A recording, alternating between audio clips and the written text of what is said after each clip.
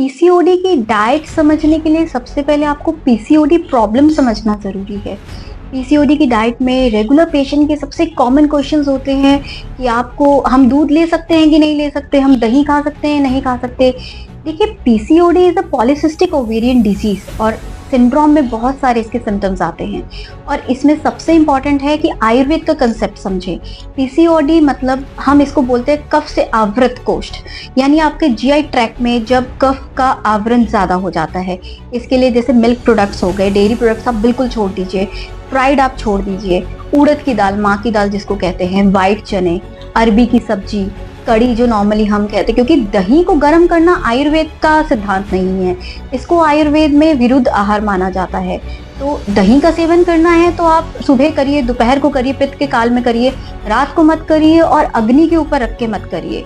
तो सबसे पहले पीसीओडी में आप फ्राइड चीज़ें छोड़िए, आप सैचुरेटेड फैट छोड़िए, आप नॉन वेज छोड़िए, रिफाइंड कार्बोहाइड्रेट्स, मीठी चीज़ें छोड़िए, जूसेस से ज़्यादा फ्रूट्स को कंज्यूम करिए।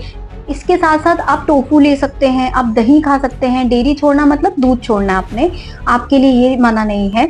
आपका घी खाने का मन है, अगर आपकी पित्त प्रकृति है तो आप घी का कंजम्पशन कर सकते हैं, लेकिन कफ प्रकृति है तो आप घी मत खाइए। इस तरह से पीसीओडी में अपना सीडेंटरी लाइफस्टाइल छोड़ के जितना हो सके योगा एक्सरसाइज करिए, अपने आप को एक्टिव रखिए, अशोकारिष्ट पीजिए। अगर आप कोई मेडिसिन नहीं खाना चाहते हैं, सिंपल अशोकारिष्ट का सेवन कर लीजिए, आप 6 महीने आप वैसे ही ठीक हो जाओगे।